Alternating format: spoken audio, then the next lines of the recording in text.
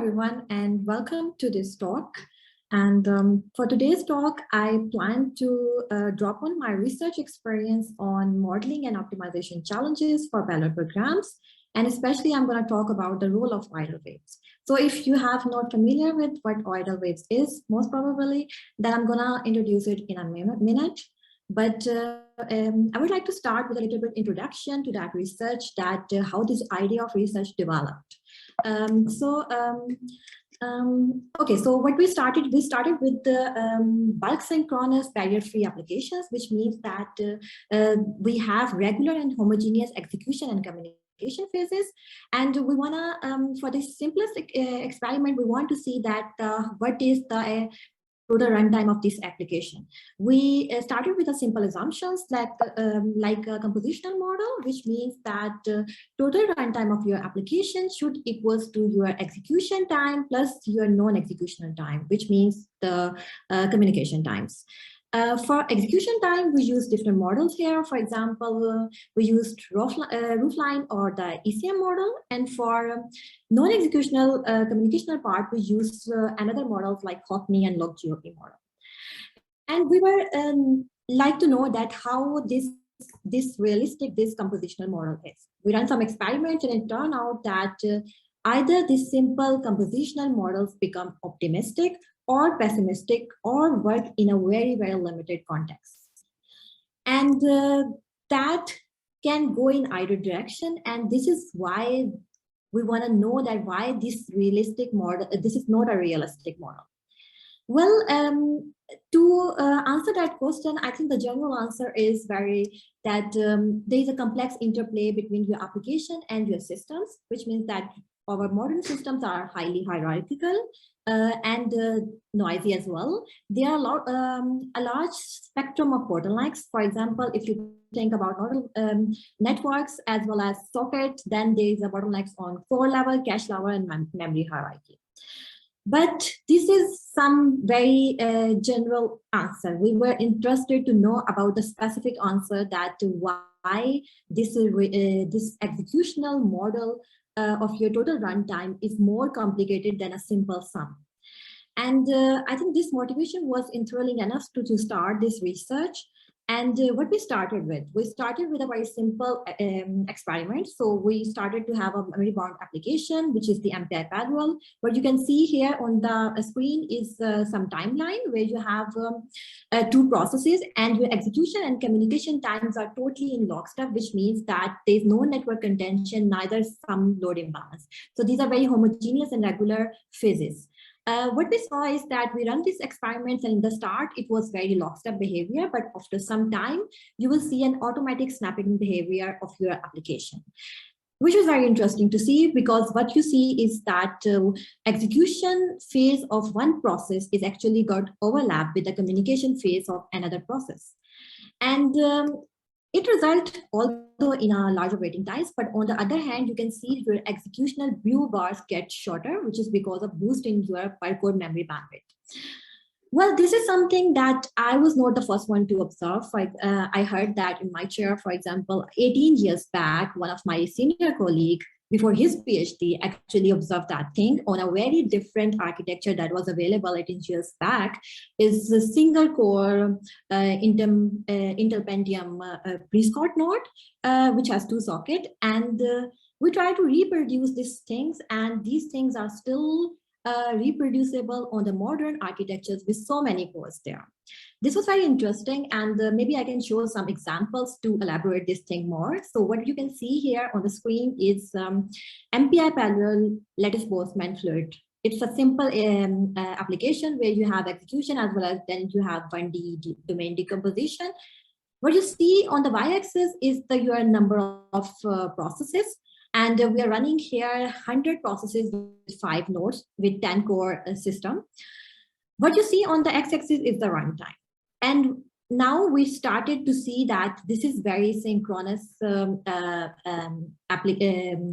that you can see at that moment at the first time step. And then we'll try to have a look at the discontinuous time steps starting from 20th, 60th time step and so on till the 10,000 iterations. What we observe is that you can see these red measurements is that it started to have some desynchronization or the overlap of your application, and it started to have more and more overlap over some time, and it started to develop some patterns there, which was very interesting to see. But because on the other hand, what you see on the blue bars is a compositional model. What we are seeing here that your measurements are getting faster than compared to your compositional models, that you expect that your runtime should be like this blue line. But with the passage of time, you see that the difference in the red and blue line is getting increase and increase, which shows some speed up in your application, which increases over the time step with increase in your desynchronization on your sockets. So what you see is actually an automatic desynchronization, which actually has an overlap of your execution and communication there. Let's just show one more example. What you see here is it's a video where you see that all the processes were in the start very synced, but then they scattered along, and then they started to have a pattern which is very specific towards one socket. So there are 4 sockets in this system. What you see on the y-axis is the number of processes, which is the 40. On this 4-core system, we have on the x-axis is the wall clock time, which is actually normalized towards the slowest process. And this socket by socket behavior is now turning towards a one generic behavior with one slope and with one overlap of your execution and communication that is happening on this system. On the communication side, we obviously have here the next neighbor communication with a bidirectional communication. So the process I is communicating with both process I -1 and I +1 with both send and receive operations. This is something that is very interesting, and that lets us to curious about that why such patterns are happening. Because what you see here is that they are speeders and laggers because they form one slope, and there, if you look at the traces, you see there is a overlap between the execution and communication phases. We want to know that why this symmetry breaking happening, why communication is overlap, and more interestingly, we want to know that why and how we can tune that overlap in your application. This is the more interesting and the main topic that I'm going to target in that. I'm going to target and explain all the parameters which actually tune this overlap. You can have a less overlap or the more overlap depending upon your application that parameters. And I'm going to explain that parameters in that talk. Okay, just let's start it with that parameter. So the first parameter that I'm going to explain, which has a very direct relation to your overlap, is actually propagation speed of idle waves.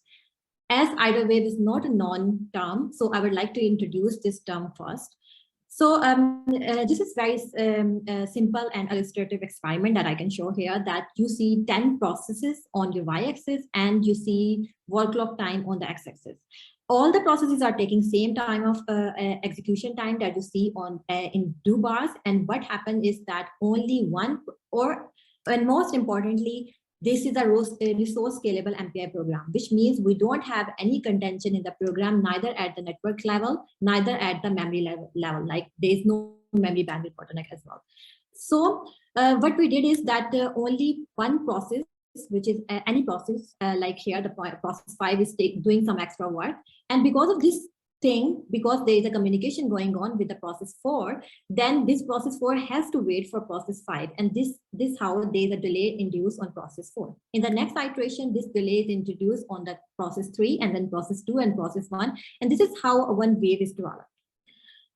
This and at the end, you see that it dies out at the boundaries because there is a non-periodic boundary condition in our code for the moment. And on the other hand, what you see on the larger ranks, we don't have, this is smaller messages that being communicated. So that's why this message can get rid of this delay, because it's an eager message and they don't have to wait for this one. And that's why there's only propagation in one direction. Well, this is something that has been observed with some simulator-based setting 7 years back by Stefano Markides, who is from KTH. And he has this paper, and where he did some simulator study. He saw this thing in a simulator and did some phenomenological study. So what I was interested here that we want to do analytical models here. We want to understand that how these idle waves actually, what kind of these waves are and how we can have an analytical grasp over that. And that's why we end up with having analytical models there. So I'm going to explain you in a very simple scenario. So what you see here is I just show you very simplest experiment that how it's become getting more complicated and complicated in your real application. So starting with a very simple application, what I did is instead of communicating with the upper neighbor, I just communicate with the lower neighbor. And what you see is that this idle wave, instead of propagating towards the minus side, it's propagating towards the plus side. And that's what you see in this diagram. So there is an injection in blue color, which is the extra workload, and is propagate with these red bars, what you see here. Now what we do is that we have an open boundary condition. That's why it die out. I just switch on the, instead of having an open boundary condition, just have a closed boundary condition. So you will see that it wrap around and then turn around, and then you will have a full cycle over that. Now let's make it even more complicated. So we have a unidirectional communication, for example, here, let's make it bidirectional. So you have, this process has to communicate not only with the previous or the next neighbor, but both neighbors. And in that case, you will see that the idle waves not only now propagate with one direction, but in both directions, because we have a bidirectional communication with both processes, having both send and receive in both directions. Up till now, we were only using eager mode. Eager mode means we were sending very smaller messages sizes. But if we send a very large message sizes, then you will see that this propagation speed will become exactly double if you just switch on very higher amount of message sizes. So it switched the protocol from eager to rendezvous, and the propagation speed become double. This phenomena that I have shown up till now is just a single 1D simplest experiment that I can think of, and I did some benchmarking there. But these idle waves are actually very complicated to model on your applications, real application, and that is what we did is. So there is a model that you can see on the screen.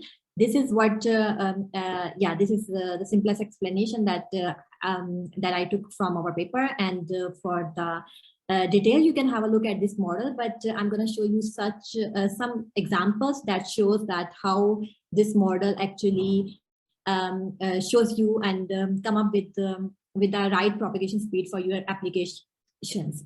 So they are very these propagation speeds are very much dependent upon your communication characteristics, and most probably I would say that your communication topology, that which process is communicating with which process and how they are grouped together. So they have to wait for MPI wait all, how they are grouped. So for example, in this case, we have this model, and with the model, we got this value of kappa. Kappa is actually the distance that a process travel in one time step or the one iteration.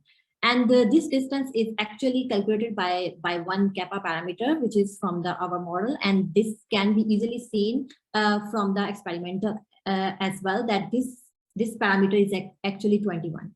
What we see here is that there is some kind of communication that is going on here, but what we are doing in this communication is we are having a linear shift in our communication in both directions. So bidirectional, so we communicate with one neighbor, and then we wait, and then with the next neighbor. But if we switch only these two loops, then what we're doing is we are communicating with all the neighbors in one direction first, and then we communicate with all other neighbors in the negative direction.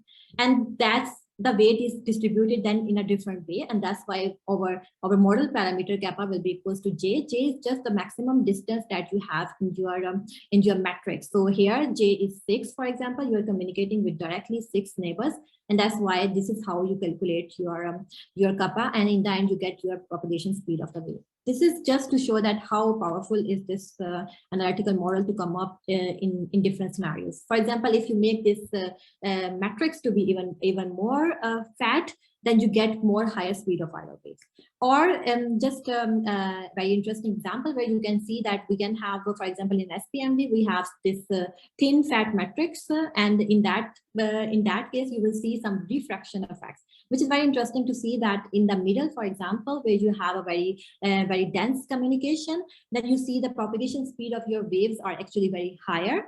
And at the boundaries where you have very smaller communication, then you see that you have a slower propagation speed. So as soon as you enter this region, you get your different speed of idle waves. Giving you up till now, we've just discussed about the benchmarking, but just look at how it looked like in some applications. For example, here you can see a 3G Jacobi smoother.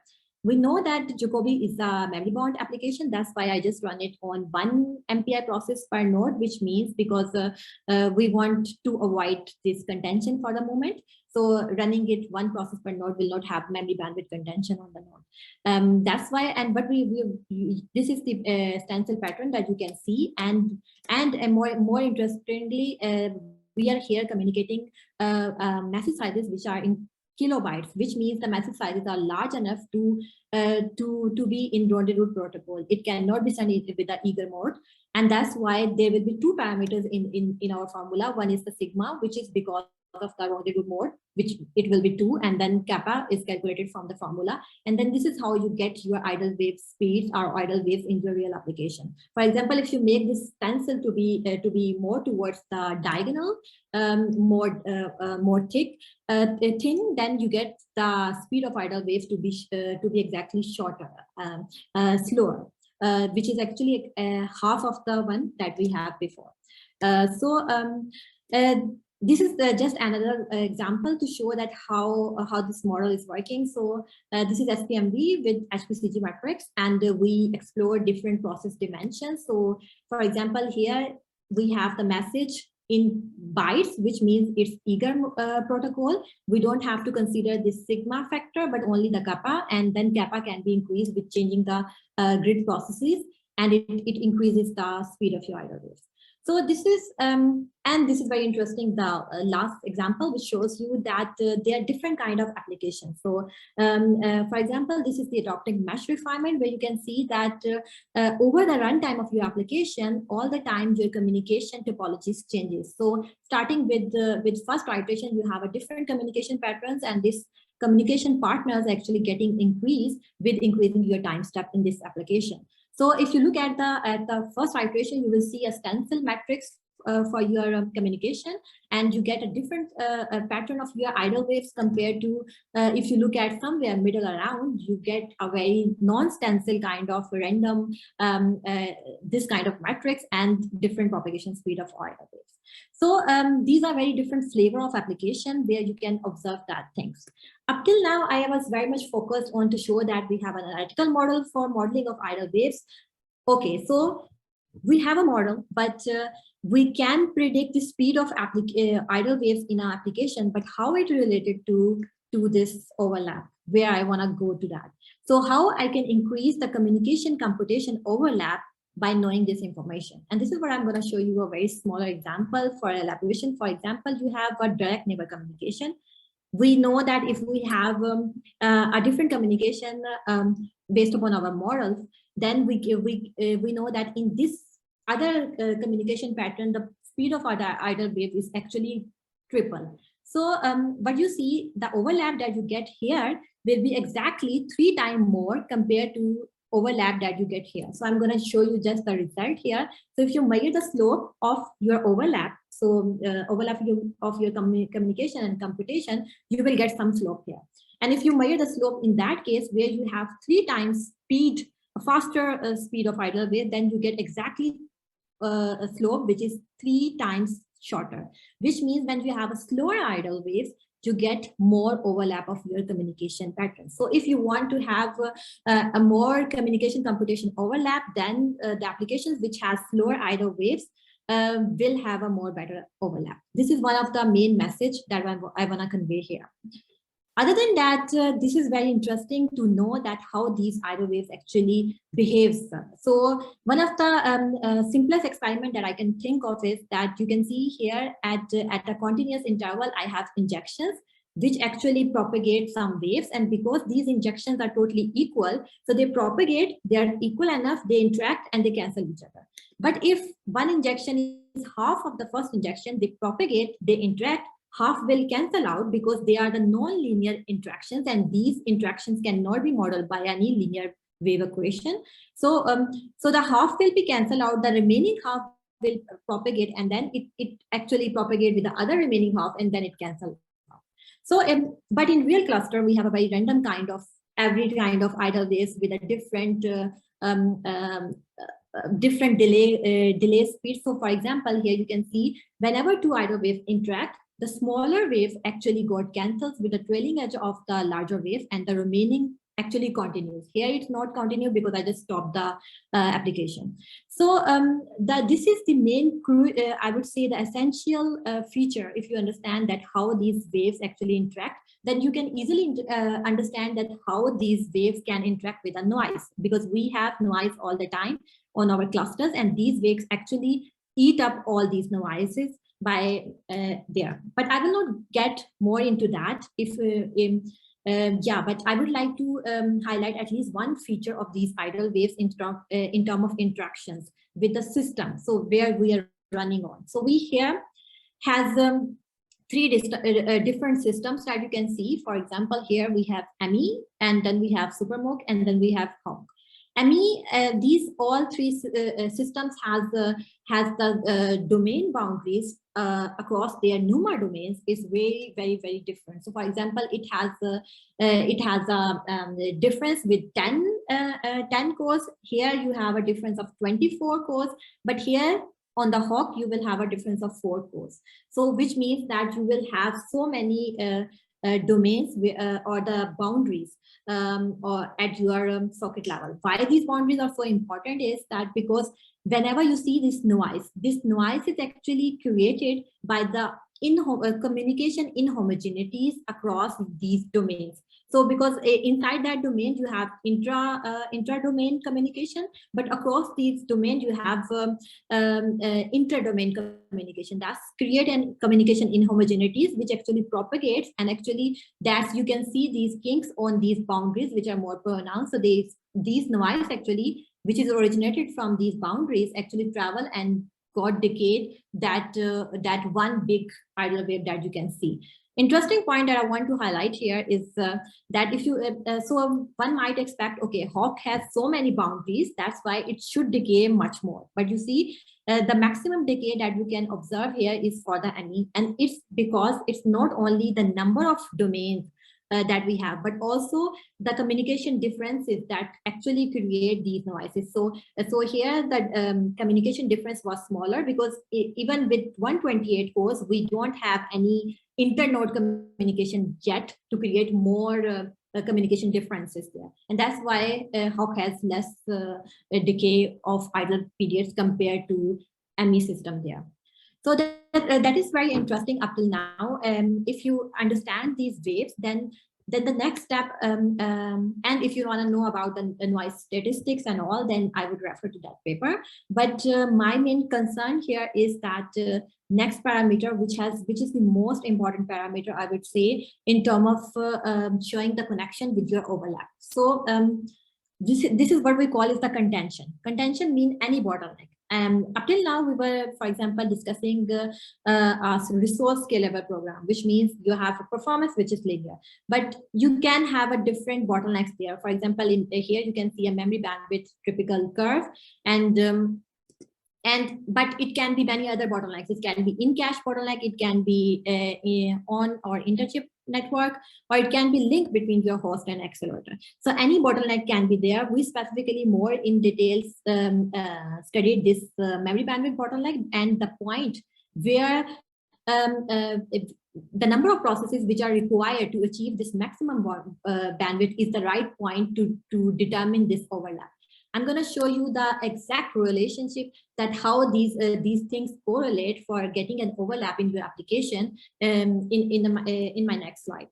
So what you see here that we have a typical saturation curve of our application. We run MPI stream tried benchmark on a 4-socket system. So what you see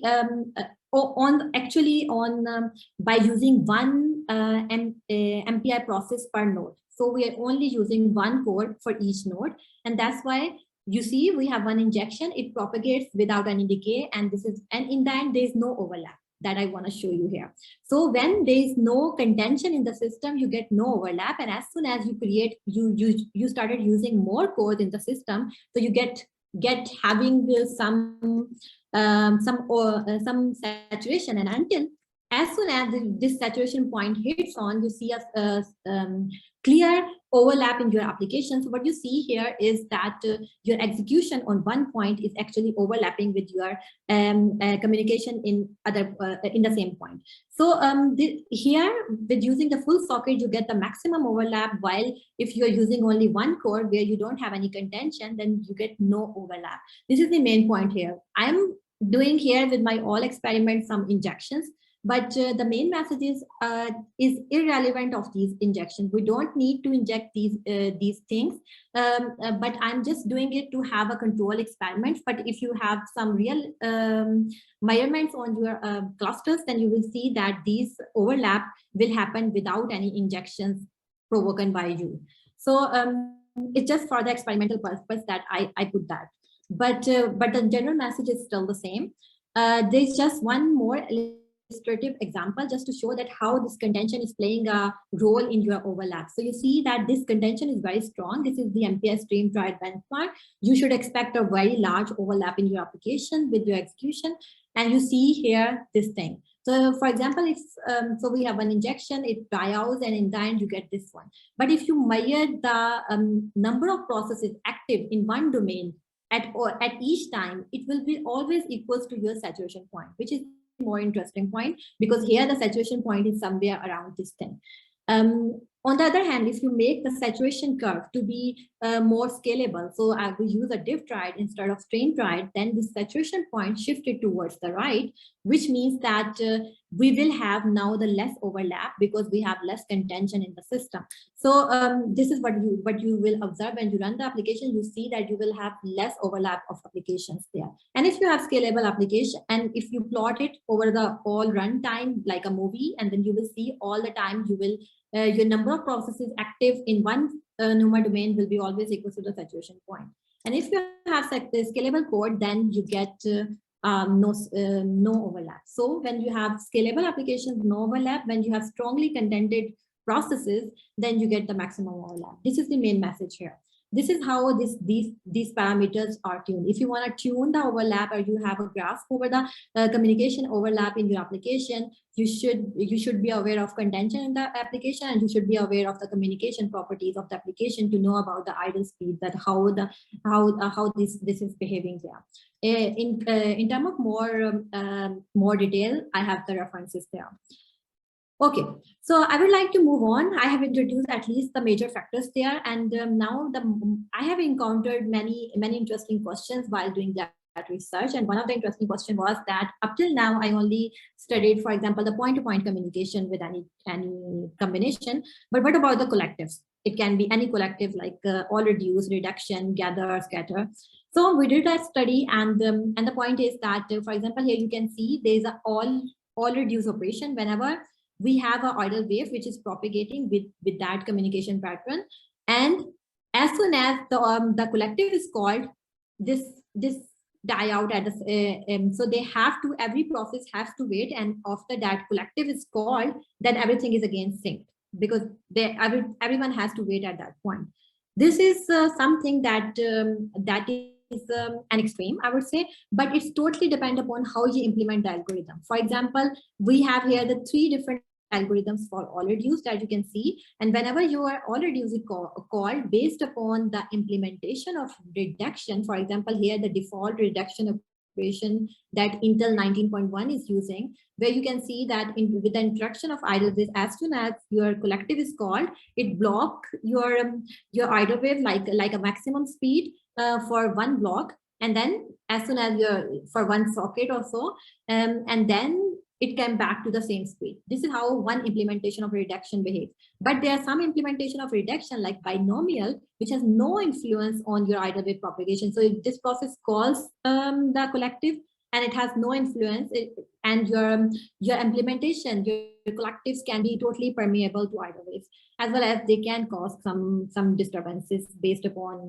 your algorithm. So main message here is that having a collective in your application does not make it out of the scope. So this study extends towards the collective free operation as well. Okay, so one of the other questions is like, what about the after now we only discuss the two-phase application. We have computation and communication. But what about when we have multiple kernels, like in Hpcg, where you see we have, like here you can see in the picture 3 different kernels in 3 different colors, and they try to overlap here. And because they overlap, because of that, they get a very different per core memory bandwidth that can be evaluated as done in this paper with some model there. And based upon this back-to-back kernels characteristics, you can determine the overlap. And that's the main factor here when you have multi-phase applications. And this is actually true for any special multitasking in GPUs or task parallel programs. Okay, so up till now we have discussed that what is the theoretical modeling significance of these phenomena, how we can have a grasp over the parameters. But the next question that encountered by a community is that how we can take advantage of this knowledge in my real application. I'm a developer and I want to get my application faster, for example, or I want to get more overlap in my application by using that knowledge. And that's why for the second half of this talk is actually organized towards having the performance results there.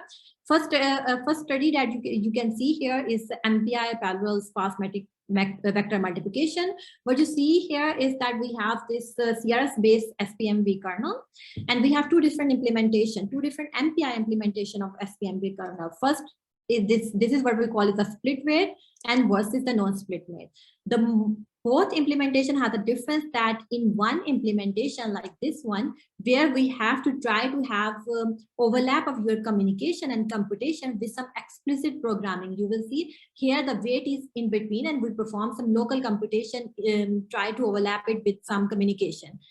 This is something that is done with some explicit programming compared to this version where we communicate first and then we compute.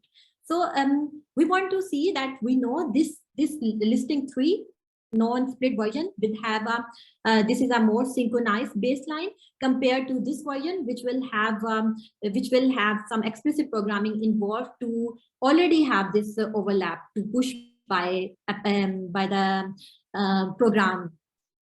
So we did the also this was very interesting because what we did is that we have different matrices here.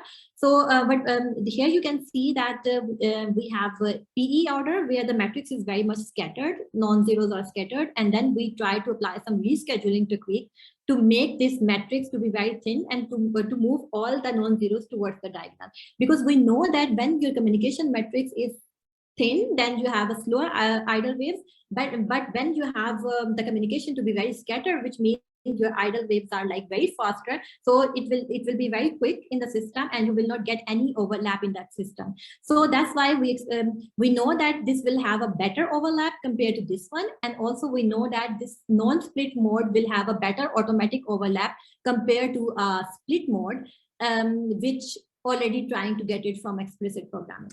This is something other than that I must need to mention here that in this 2 versions, we know that communication and computation will be also changed. For example, in the slim matrix, you see that your computation time is different, and also your communication time is shorter compared to this fat matrix. And also, if you look at the communication to computation ratio here, which is like 0.33 here compared to 0.55 here, which is higher here. And to get a more overlap and to get a more performance benefit with in the memory bound applications, with that overlap require more communication. So if you have more communication involved, then you get a better overlap. So in short, we have the results. I just want to highlight some important points here with the result that we get this speed of factor to be around starting from 0 to 55%, and this is based upon which criteria you are, which implementation you are using. Are you using some explicit programming techniques or not? Are you using a thin matrix or the fat matrix? And this is how we calculate our D matrix, where the D matrix is calculated with the performance that is totally in sync, which is P barrier.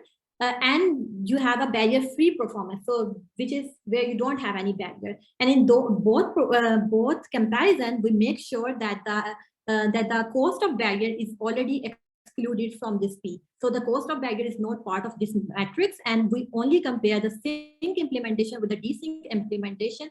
We subtract it, and with this formula, we calculate these D factors in the application to having a sync implementation versus the desync implementation. So main message for me for here to convey is that if you have slow baseline, so how you can get the automatic overlap to be more.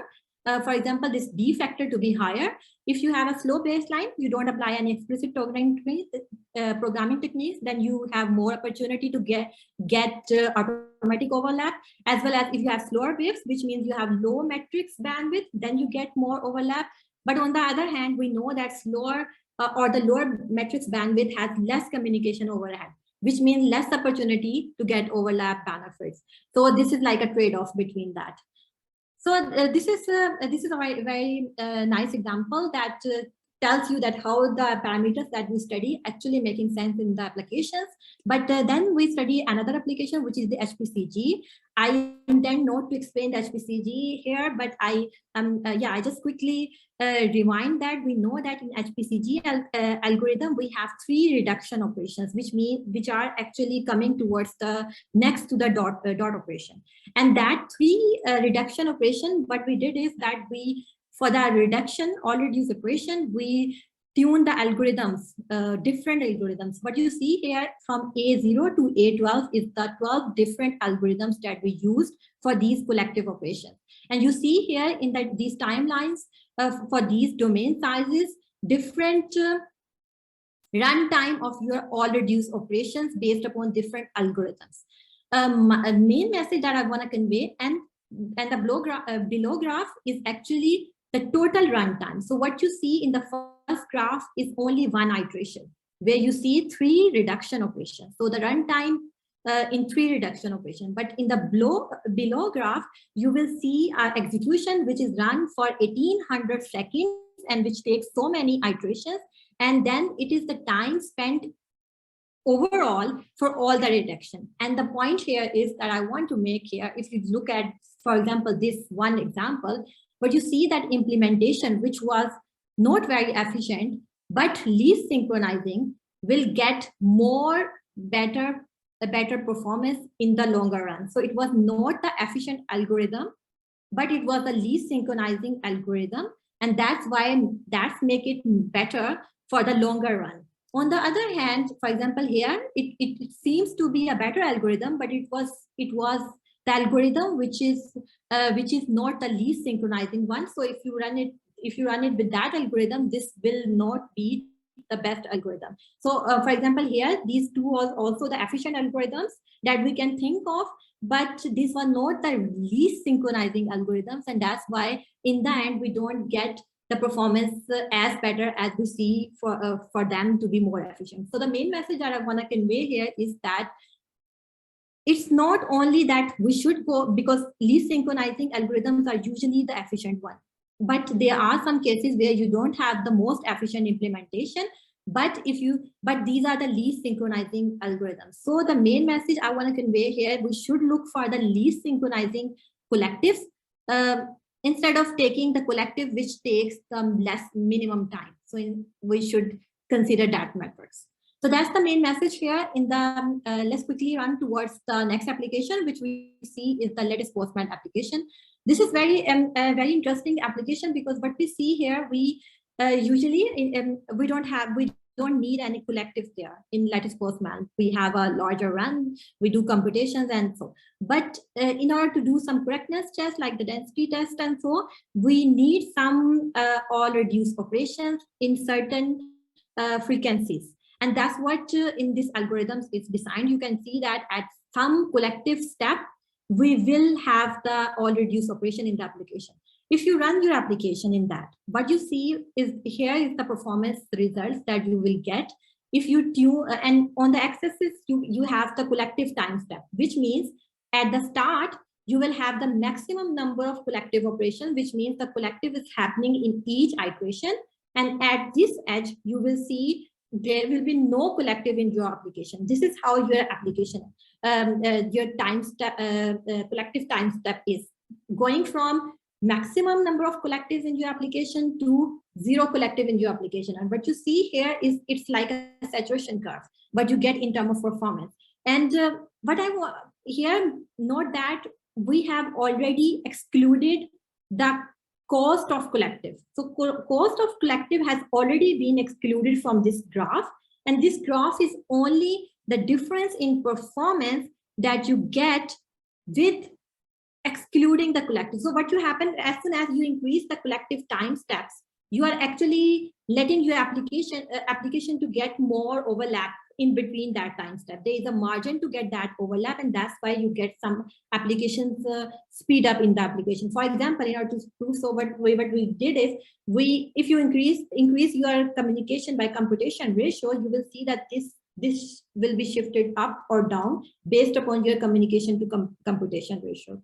As well as we have observed that if you inject a smaller noise depending upon the collective frequency, sometimes it helps. So now we have seen so many studies where noise is determinantal. That's true.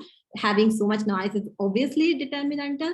But in some cases, if there is a such synchronizing application and where you inject a small noise, it can help you to get the overlap in the application, and that makes it a positive point, a very different point compared to the previous research there. Okay, but on the other hand, I would really like to here add on that this is not a general thing. So for example, for that, in order to prove that point, I have this Lulash application. And in the Lulash application, I will show you that having a load imbalance is not giving you any advantage. So what you can see here is a graph with the Lulash application, which is also the memory bound applications. And we have the graph on two different clusters, which is kind of similar. What we are doing on the x-axis, y-axis is the performance, which is the elements solved per second. And the x-axis is actually the load imbalance that is generated across the domains and within the domains, which is actually across the regions in Lulash. The main point that I want to convey here at the first point, there is no externally injected load imbalance in the application. So that's why if you look at the traces starting from the end of green bar to the end of second green bar, it is one iteration in your application, which seems to be kind of not to be synchronizing at least a bit. But if you have such other case where you have so much load imbalance in the application, you will see that pattern, that how this load imbalance is injected. There are laggers there in all the time. So this is a very different kind of load imbalance where you have, obviously this application has very small communication to computation ratios, as well as the idle waste space speed is also very high. So there are so many reasons for this application not to get any advantage with having these load imbalances. So the main point is they can go in either direction. So for example, here we have dominating laggers. This is how we inject the load imbalance there. And that's why the overlap effect is already swamped by that. And there's no good that can come out of that. And that's why you see the performance is decreasing as soon as we inject more and more idleness. And we don't see any increase in performance for certain points where you expect, for example, with the last LBM application, where we see that injecting a small slight noise will actually give a push and speed up in the application. But it's not a case when you have such kind of applications. Okay, this is the last application that I would like to highlight here, which is a very nice application for such kind of case study because it has so many interesting parameters. This is the one of the application in our chair, which is Chebyshev filter diagonalization. What you see here, we also have here the three different implementation where we have some explicit programming technique by having some communication computation overlap, which is what we call is the pipeline mode. And there is a mode which we call is a non-split mode where we have no explicit programming for having computation and communication overlap. We compare these two modes, explicit programming, no explicit programming. And what we are doing here is that we have here two different kind of matrices. What we call is the stencil matrix. This is the tope matrix. And if you look at the performance, that why this application is so interesting is that there we have a blocking factor, which means that with increasing the blocking factor in this application, then you can have the lower code balance, which means if you have a blocking factor of 2, you get saturation characteristics. But if you have a blocking factor of 32, much higher blocking factor, then you get a better performance. But on the other hand, you get a scalable code. We know when we have a scalable code, then getting any we don't expect any overlap to get any performance impact. We expect this overlap to get any speed up in the application only in case of saturating case. So that's why if you see all the results that we see with NB32 will be opposite to NB2. And that's why this application is so interesting. And also interesting because there is a spin matrix, which is very interesting matrix, which is non-stencil matrix. And in such a non-stencil matrix, it has a very different node level characteristics. So with higher blocking factor, it actually not giving you a saturation, not giving you scalable curve, but a saturation curve. So it is not a memory bandwidth saturation, but it's some in-cache saturation. But what we see is the difference. So what in spin matrix is the reverse what we saw in the topy matrix. So it's a saturation for the higher blocking factor compared to lower blocking factor where we get a non-saturation curve. So this saturation, we study also the saturation behavior, we study the explicit programming technique. And you can see that if you look at the traces, you see that there is a perfect overlap in your application if you have MPI parallel, MPI only application. And if you have such OMP barriers included, so you have 10 threads in the application used, then you see that this automatic overlap will not be there because of this OpenMP overheads included. Main message I just want to conclude here that I'm not going to discuss these results there, but the main message is that we played around with different decomposition of your application. And the main message here is that we know whenever you have a decomposition where your communication patterns are very, very small, so you're only communicating with a direct neighbor if you have 1D. So this is very good in terms of having an overlap. But on the other hand, obviously, we need to take care of the communication overhead as well. So there's a trade-off between having a slower waves as well as the communication overhead. More important point is this point is that comparison of your the normal version with the pipeline version, which is explicit overlap. And you will see whenever you have a barrier in your application, then you will see your explicit programming version will perform better as expected. So we're doing some explicit programming for overlap and it's working. And even your non-explicit program version, non-split version suffer more when you have a saturation curve. But if you have no barrier in your application, then you will see that having this explicit mode, this pipeline mode will be of no good. So what you see here with barrier, there is a red line, which means that this last, the third one, the pipeline version is always better with the red line. That's very generic. We have a barrier and having an explicit programming technique is helping. But if we don't have any barrier, my original, you will see without barrier, your original code having an automatic synchronization in your application, and it is almost equals to your explicit programming programmed version. Either it's on par equals to that, or either in some cases you can observe it's even better than your explicit programming. It's depend upon your communication overhead and other factors. So the main message here I would like to conclude with that we have to take care that do we really need to apply the programming techniques? Because for some cases, it's if you have a strongly memory bound ports with the large communication overhead, but not the dominant, then you have already in your application some desynchronization or the overlap kicked in based upon this all the parameters that we study in. Okay, so here I would like to conclude here. So this research, up till now, I discussed the program modeling techniques as well as the performance gains that we can get by using that knowledge. What we are currently doing is we are working on a simulation. So we develop a simulator. We already have a poster in PAS 22. This simulator is a full-fledged simulator to study all these things, but with the analytical models in hand and with the contention graph that we study here to be more analytical way included in that simulator. We also had a study done with where we can relate these whole phenomena or structures with a physical model in hand, which is the physical oscillator model, which is inspired by the chromotor model. But we did is that we have this analytical model for the propagation speed of idle waves. We can inject this model to this chromotor model. We can advance this chromotor model, and this is how you can predict all the things with that model. This is something that is already presented as a poster in ISC last year. Currently, we're working with also the Stefano Marquez, which is from Kenya, and he's the one who actually studied the idle waves 7 years back.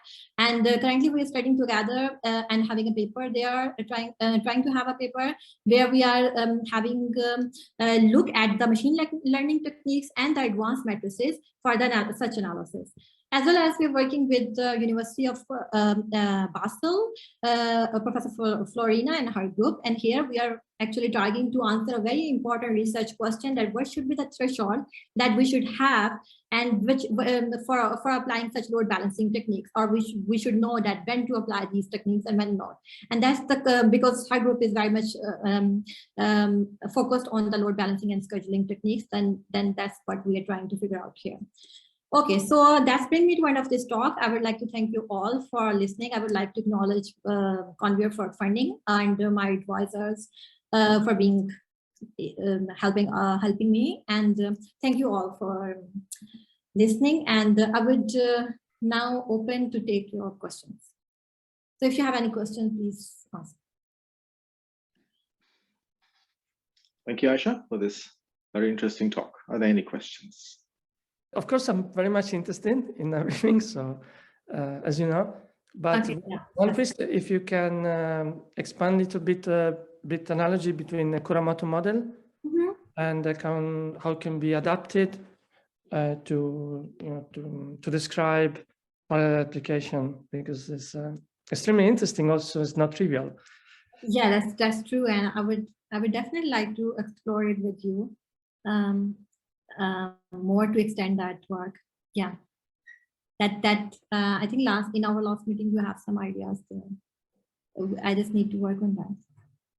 But this is something that we can look at. Yeah, I was wondering if you have an idea, so each process would be an oscillator, right? Yeah, it is coupled to another process. Yes, and actually there's a link here, this QR code, and here you will see that model is already. I did not add some way to click on there, but yeah, but there there's a model where we injected the idle wave speed as a potential between these coupled oscillators.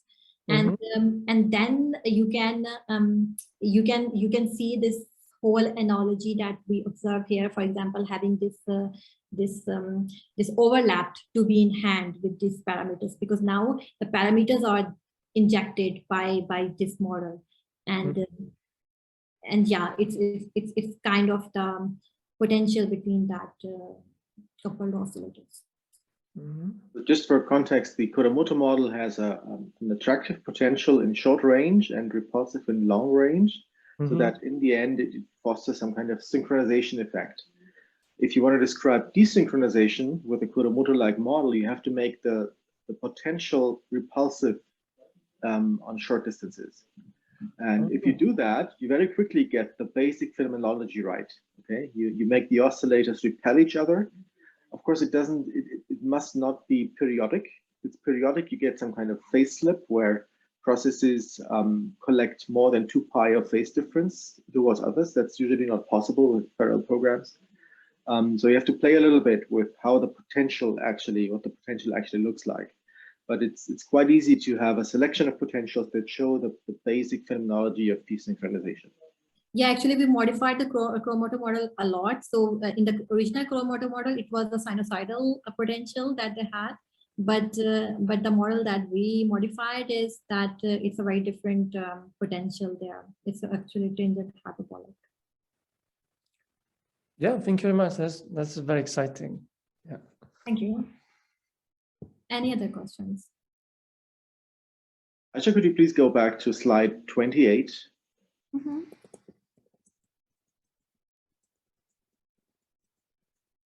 sorry.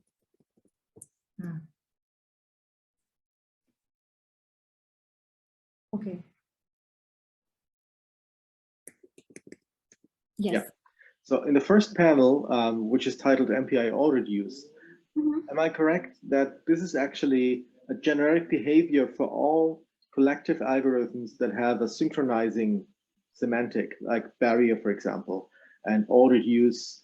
All reduce can be a little bit more loose, but barrier is very synchronizing, while the remaining panels are strictly MPI reduce.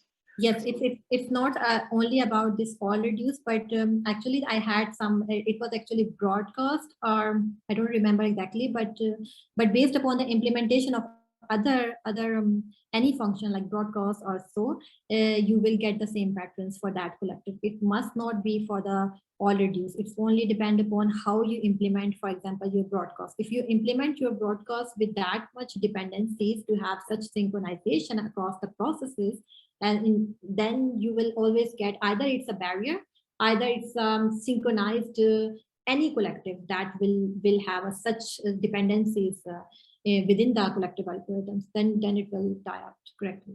It will not let it propagate in any ways. I hope I answered your question. Yes. Are there any more questions or comments? Christy. One question I had is like for the Hpcg all reduce stuff that you showed with different sizes of the metrics, right? Yeah, maybe the first plot that you had, the top one. For example, as the sizes increase, the all reduce runtime decreased, right? Right. So to the right side of the plot. So you're going here based upon exactly. Yes, but you know, there's when you go there, you are making your communication overhead as well the different. Okay, but that has nothing to do with your collective. So that's true that the size is actually going down, but this is not something I would say something specific, generic. So maybe on different architecture it would be different. Okay, but is there some reason why it goes down here? It's really depend upon the communication to computation. When you're going there, you are changing a lot. You're not only changing the communication to computation ratio, but you're also changing the characteristics of application. So going from memory bound to the core bound application as well. So whole thing, because in the collective algorithms, when you overlap your execution part, and if the execution part is memory bound, that you overlap with your reduction algorithm, then it has different impact. So yeah, I wouldn't say I have a real reason, but I can speculate that there are so many reasons for that, and it's not a generic thing that I can say that it will decrease. It is not. Okay. I have the results for SuperMOOC as well, and as far as I remember, it was not the case there.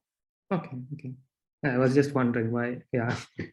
One should also say that this is the aggregate time spent in all reduce. It's not like the all reduce overhead that you would measure if you executed one all reduce after the other. Okay. But it's actually the waiting time, which depends on what you do before and after. So it's a little bit hard to say how the actual waiting time interacts with the structure of the application at these different problem sizes. That's why it varies so much. Okay. Okay. So the main take-home message here is that the case where a lot of time is spent in the all reduce is finally also the case where we get best performance, at least for these two bars. Okay, so it's not always the best all reduce algorithm that gives you the best performance. The loosest algorithm, the one that has least synchronization. Yeah. Okay.